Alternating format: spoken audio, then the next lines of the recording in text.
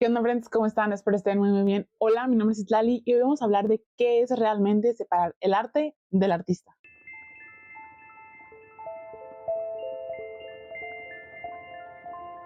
Probablemente la segunda pregunta clave de este video es, ¿se puede separar el arte del artista? No. La respuesta corta es no. Si me preguntan a mí, es definitivamente no. Sin embargo, no es tan sencillo como decir un sí o un no. Es una respuesta mucho más compleja, pero aquí no vamos a hablar específicamente de si es posible separar el arte del artista, la respuesta es no, sino de qué es realmente separar el arte del artista. En este caso, en el mundo que vivimos, siempre estamos envueltos en un clima político inmenso. Todo lo que hacemos es político, incluyendo la lectura. Especialmente la lectura, ya hablamos de eso en otro video. Si lo queremos ver de cierta manera, los artistas que crean en el presente tienen consecuencias que ocurren inmediatamente después de que ese arte es conocido por el mundo. ¿Por qué? Por la manera en que lo percibimos a través de la cultura de todos los individuos. Sin embargo, si hablamos de un artista que vivió hace 150 años, ¿cuáles son las implicaciones específicamente culturales de su obra en el pasado y cuáles implicaciones están en el futuro? Cómo estas consecuencias no son las mismas, la manera en que son percibidas en distintos puntos del tiempo, si lo queremos ver así, el contexto de las obras hace 50 años y actualmente, a pesar de que sea la misma persona, la misma obra, lo que sea, no es el mismo. Sin embargo, ¿cómo podemos conciliar estos dos contextos y apreciar el arte, cualquiera sea de sus manifestaciones, como realmente debemos apreciarlo? Y al hablar de estos contextos, la pregunta que surge es cómo nosotros, como público, podemos separar esta obra de arte de los fallos de la persona. Y aquí está lo curioso, no funciona como creen que funciona. Y aquí va la pregunta inicial, ¿qué es separar el arte del artista? Lo que queremos que es separar el arte del artista es justo lograr una distinción moralista entre la persona y su obra. Muchas veces eligiendo ignorar que nuestras vistas políticas no son iguales o no compartimos de gran manera con la persona que está creando esta obra. Es decir, ignorar que son malas personas, que no me agradan, o sea, ignorar meramente hablándolo así, porque creemos que esto es separar el arte del artista. Spoiler, no lo es. Como muchos otros significados y términos a lo largo del tiempo, se ha ido desvirtuando qué es separar el arte del artista. Queremos lograr a como de lugar esta distinción. Si lo quieren ver así, es hacernos de la vista gorda a qué hace esta persona, el artista, tras bambalinas y decir, no, es que eso no impacta en su obra. Y esencialmente es eso. ¿Cuántas veces no han escuchado como, es que claro que puedo separar el arte del artista? O este comentario ridículamente insensible. ¿Cómo me da coraje cuando dicen que el nivel de crímenes incluso o de cosas que se le pueden perdonar a un artista es directamente proporcional a su nivel de talento? Es decir, entre más talento tenga una persona, peores cosas le puedes perdonar. Una gráfica horrible, a decir verdad, pero en muchos casos es cierta, es esta vara completamente moralista con la que decidimos medir a las personas y para unos está acá esa vara y para otros está acá. ¿Por qué? Porque seguimos con esta noción ridícula y detestable hasta cierto punto de qué tanto podemos perdonar porque esta obra fue gloriosa. Y hablando de este tipo de separación de arte y artista, entramos como en diferentes rubros de cuándo sí podemos o no lograr hacer esta separación de arte y artista. Les mencionaba, no es lo mismo una obra con un contexto de hace 150 años de un autor, hablando aquí específicamente de libros, que pues ya murió, o sea, ¿qué más daño puede hacer? Puedo consumir esta obra, puedo entender que el contexto de ese entonces era muy diferente al contexto que tengo de ahora, que el hecho de que yo lea tales o cuales libros de esa época con ideas muy arcaicas, pues no quita quién soy yo como persona, versus hablar de autores contemporáneos que pues tal vez tengan unos fallos aquí y allá, pero pues yo no soy como esta persona, soy capaz de discernir la realidad de la ficción, unas vistas políticas de otras y puedo estar en paz con eso. Y hablando aquí de cuáles son los ejemplos de separar el arte del artista, en estos tipos de autores, cuáles son las diferencias o las categorías. Hay un video muy interesante de The Pennywise Code que les voy a dejar linkeado abajo, donde justo habla como las distinciones entre autores vivos, autores muertos, como qué tanto podemos perdonar hablando de solamente vistas políticas, de crímenes incluso o demás. Esta discusión de lo que creemos que separa el arte del artista, como les menciono, que es algo meramente moralista, cada cierto tiempo resurge y resurge y resurge en todos los aspectos. Hablando de la comunidad literaria, el año pasado llegó muy fuerte otra vez por las acusaciones de Neil Gaiman. Neil Gaiman es un autor muy reconocido. De entre sus libros más famosos está Coraline, el libro del cementerio, Good Omens y Dioses Americanos. Son libros muy reconocidos que tienen adaptaciones, son muy famosos. Él era en su momento un autor súper querido por muchísimas personas dentro de la comunidad literaria, pero ¿qué pasa? Salen acusaciones de distintos tipos de violencia, la mayoría de ellos sexual, y todos dicen, uy, espérate, o sea, tanto su casa editorial como casas de streaming que estaban adaptando sus novelas decidieron cortar lazos, perdió o sea, su popularidad se fue para abajo. Y aquí les menciono, entra una vez más esta discusión de qué tanto podemos perdonar, qué tanto podemos seguir disfrutando sus historias, cuando ya empezamos a notar que ciertas cosas de las que está acusado Neil Gaiman, podemos ver atisbos de ello en sus libros. La manera en que él actuaba, en que muchas personas te lo pintan de cómo él era realmente y no la persona que él daba hacia el público, que pues en realidad, o sea, ¿dónde está justo esa separación de la persona que él muestra hacia otros con sus historias versus quién es realmente a puerta cerrada y que aún así sigue empatando con lo que son sus historias actuales? Yo sí, en muchos casos, no solamente hablando de libros, sino también de música o de otras expresiones de arte, elijo no consumir ciertas cosas porque la manera en que las acciones o los pensamientos de estos pues, autores no se alinean con las mías, pues directamente prefiero no consumirlos. Pero todo lo que les acabo de mencionar no es separar el arte del artista. Ahora bien, ¿qué sí es separar el arte del artista? En realidad, separar el arte del artista es una herramienta de análisis literario que te permite ver objetivamente una obra y poder juzgarla, poder criticarla, poder identificar todo lo bueno, todo lo malo de esta obra sin saber nada de la persona que la creó. Es decir, yo solamente del autor sé su nombre, pues porque está en el libro, o incluso si fuera anónimo, y eso me es suficiente para poder ver la obra como es, entender qué me quiere contar, por qué me lo quiere contar, qué es lo bueno, qué es lo malo, cuál es el contexto de la historia, meramente de la historia que está escrita en el papel. En este caso, separar el arte del artista se refiere a no saber nada del contexto social, político, cultural de esta persona. Es no sé nada del artista y eso no me impide disfrutar su obra. Es no sé nada del artista y puedo juzgar, criticar o entender esta obra de cierta manera, aún si ni siquiera tuviera un autor. Esa separación es permitir tener un análisis objetivo diseccionando la obra por lo que realmente es una obra, es una pieza literaria, no todo lo que trae detrás, hablando en este caso del contexto del autor. Y es cierto que no hay tal cosa como un análisis enteramente objetivo. ¿Por qué? Porque tú también como persona no te puedes separar a ti mismo de tu contexto social, político, cultural, que a su vez influye al momento de que estás leyendo la obra y tu contexto choca con el contexto de la obra, con el contexto del autor y con muchos contextos asociados. Entonces, si hablamos de qué es ser enteramente objetivo, pues nadie nunca va a lograr hacer un análisis enteramente objetivo, ni siquiera ChatGPT te va a hacer un análisis objetivo de lo que es una obra porque está creado bajo un contexto que atiende a otros contextos. Ya dije muchísimas veces la palabra contexto, pero justo es como para ejemplificar todo lo que rodea un análisis, el entendimiento, el ver la obra de cierta manera. Y hay mucho valor en diseccionar un texto, en leerlo, entenderlo, criticarlo. Y criticarlo no me digo como destruirlo, sino como de verdad meterte a ese nivel del texto, no solamente lo que te dicen las palabras, sino todo lo que viene detrás, que va asociado pues con la lectura crítica, del cual también ya hablamos. La lectura crítica en este caso utiliza mucho la parte de separar el arte del artista para ver el texto de otra manera.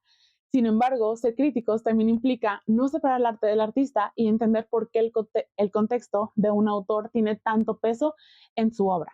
Como alguien que le gusta ir la mayoría de las veces a ciegas a leer los libros, es muy interesante la manera en que de verdad podemos separar justo al arte del artista, de cómo yo puedo ir a un libro nada más sabiendo el título, y ya una vez que me adentro a este libro, a esta historia, incluso que lo termino y empiezo a buscar, es como, wow, o sea, de verdad hay todo un mundo fuera de la burbuja que te presenta esta historia enteramente en sus páginas.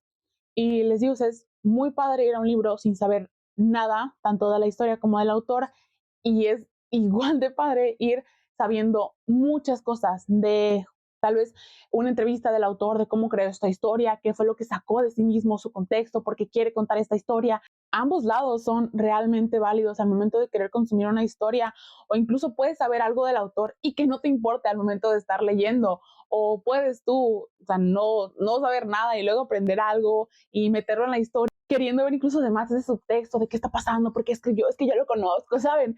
Y es esta manera de ver el texto, ver el arte, ver los libros, más allá de lo que son, más allá de ser solamente palabras en papel, y es algo muy fascinante. En este caso, pues de la literatura y de todas las artes en general, cómo podemos observar algo y tener tantas perspectivas al momento de querer entenderlo, de querer apreciarlo.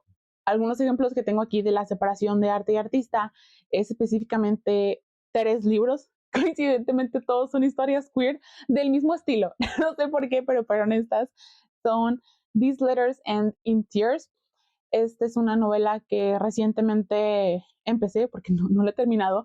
Y justo esta historia va de 2 chicas que se enamoran en la universidad, se separan, y son las cartas de una se dirigidas hacia la otra, como te estoy buscando, se ha pasado esto, yo sigo aquí, y busca a quien fue su primer amor. Yo no sé nada de Camerún, no sé nada de Camerún, y al momento de estar leyendo esta historia, yo como que pensaba, hay algo aquí que me está diciendo por qué está esta historia centrada en Camerún. ¿Qué es lo importante de que esta historia viva en Camerún y no en cualquier otra parte del mundo? Y ya como o sea, adentrarme un poco más en la historia, pues descubro, y pues te lo voy contando, ¿no? La manera en que está penado por ley ser homosexual en Camerún, también la época en la que se sitúa la historia, cómo están pasando por una guerra civil, cómo han estado en guerra por años, los bombardeos, las peleas, todo. Y justo busqué como ya entrando más en contexto de la autora se llama Musite G. Xaviere. Le hacen una entrevista, una vez publiqué este libro, el libro salió el año pasado, es muy nuevo y la verdad es muy fuerte, yo voy como a la mitad y es como, uy, o sea, te duele, te pega en muchos sentidos. Le pregunto a la entrevistadora, ¿qué te inspiró a escribir la historia de Besemi Fátima? Y dice la autora, Camerún es probablemente uno de los peores lugares en el mundo para ser homosexual. Sin embargo, lo que amo ver es que incluso bajo esas condiciones horribles, la comunidad LGBT en el país aún encuentra maneras de perseverar y construir comunidad con ellos mismos. Y esto te dice que hay una habilidad inherentemente humana de que el amor jamás puede ser acallado del todo. Quería contar una historia donde no solamente se resaltara las dificultades de la gente homosexual en el país, sino también para celebrar cómo la belleza puede crecer en lugares profundos. Y es fuerte, o sea, y te dice, ¿por qué la historia está situada en Camerún? Porque es reflejar la realidad de todas las personas que viven en Camerún, que tal vez fue o no el contexto del autor al momento de contar esta historia. Pues el libro se llama These Letters End in Tears, son cartas, y le pregunta a la entrevistadora, ¿por qué decidiste utilizar este formato de cartas para contar la historia? Responde la autora, me encantan las cartas escritas a mano. Creo que las cartas son románticas en una manera en que las formas modernas de comunicación no lo son. También, escribir cartas era uno de los principales medios de comunicación cuando estaba en la escuela secundaria, mis años formativos y los finales de los 90. Parte de mi libro está ubicado en este periodo de tiempo, entonces pensé que era una manera mucho más auténtica para las protagonistas de que se comunicaran de esta manera. Y es algo muy, muy pequeño de justo cómo ella mandaba y decir letras, cartas para comunicarse con sus seres queridos, con sus amigos, con cualquier otra persona, y decide poner este pequeño aspecto dentro de la novela. Y si lo queremos ver de muchas maneras es intrascendente.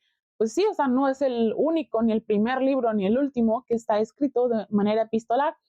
Sin embargo, es algo muy específico, un recuerdo muy particular, algo muy inherente de la autora que decide trasladar en la historia. ¿Por qué? Porque para ella es importante y a pesar de que sea intrascendente, observamos una vez más como el contexto, como esta pequeña parte de su personalidad se ve dentro de la historia. Otro ejemplo de esto es La habitación de Giovanni de James Baldwin. La habitación de Giovanni nos cuenta la historia de un hombre que está comprometido con una mujer y sin embargo en un verano conoce a otro hombre y se va enamorando de él. En este caso, en el contexto de la historia, es una exploración de la bisexualidad, de amar a otra persona. James Baldwin era un hombre homosexual, pero pues aquí nos cuenta otro tipo de historia siendo bisexual.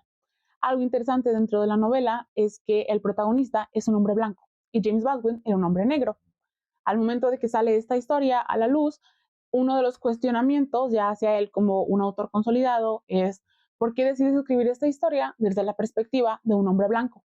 James Baldwin responde que él no podía contar esta historia tan difícil desde la perspectiva de un hombre negro homosexual. Era lo suficientemente difícil poner esto afuera siendo él un hombre homosexual como para que también la historia se viera entremezclada con temas de raza, porque no podemos negar que un tema de raza es completamente profundo, completamente político, completamente dado de un contexto enteramente distinto a justo sea un hombre blanco homosexual, un hombre negro homosexual.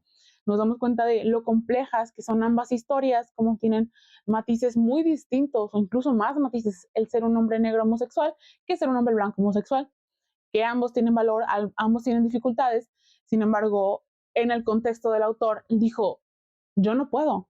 Otro ejemplo de ello, y aquí fue uno de los casos donde yo me enteré de esta parte hacia el final de la historia, donde yo digo, claro, o sea, tiene todo el sentido, tiene todo el sentido del mundo. Es Cartas póstumas de Montmartre de Kiao Miao Jin. No me acuerdo cómo di yo con este libro, solo pues también personas queer trágicas. Es una mujer que le escribe a otra sobre, pues, o sea, tuvieron una relación tóxica. Terminó la relación y le empecé a escribir de que no, o sea, yo recuerdo cómo eran nuestros días buenos, cómo íbamos tú y yo, de que las veces que me fuiste infiel, que yo tuve infiel, todo. O sea, rememora la relación de principio a fin, con lo bonito, con lo crudo, con lo feo, con lo horrible, todo. Entonces va escribiendo estas cartas de los diferentes pues, puntos de la relación y al final, pues por las cartas, no sé si lo dice explícitamente o infieres que en este caso la protagonista de la historia decide quitarse la vida. Termino de leer esto, o sea, es muy, muy triste en muchos sentidos. Termino de leer esto, voy como no al epílogo, sino como una carta al final, que justo era como del traductor, y te cuenta la historia de la autora. Este libro específicamente, Cartas póstumas de Montmartre, fue una publicación póstuma. ¿Por qué? Porque la autora decidió quitarse la vida. Porque la autora, dentro pues, de lo que se sabe de su historia, tuvo una relación sáfica, igual, muy trágica, muy tóxica, muy difícil. Tuvo una relación familiar muy difícil también que emula o es un espejo tal cual de la relación que tenía la protagonista de este libro hacia su familia. Entonces, tú terminar de leer la historia donde la protagonista decide tomar su vida por todo lo que estaba pasando y después te enteras que la autora también decidió tomar su vida, que este es una publicación póstuma. Adicionada a esto, el traductor hace un comentario como, o sea, yo una vez empecé como, o sea, no solamente a traducir esta novela, sino a investigar sobre esta autora, tuve un golpe de realidad de todos los paralelismos que encontraba entre mi vida y la de ella. Y es aún más fuerte ver cómo nos encontramos en este contexto social, político, cultural, cualquiera de estos y todos juntos, de la manera en que el traductor encuentra similitudes de su vida con la autora y la manera en que tú como lector encuentras similitudes de la vida de la autora con la protagonista. Y tal vez como lector también encuentres similitudes de la vida de la protagonista contigo. Y es este hilo conductor, bola de nieve, como le quieran decir, donde no podemos, de verdad no podemos separar nuestros contextos de la historia, que a su vez tiene otro contexto y otro contexto y otro contexto, hilados, todos juntos. Y es aquí donde, por lo menos en mi caso, caigo en cuenta que no puedo separar yo el arte del artista, de cómo ver la historia, de en este caso la autora Kiao Meo Jin, y fue el nombre de la protagonista, pero la protagonista de Cartas Póstumas de Montmartre. ¿Dónde está la separación?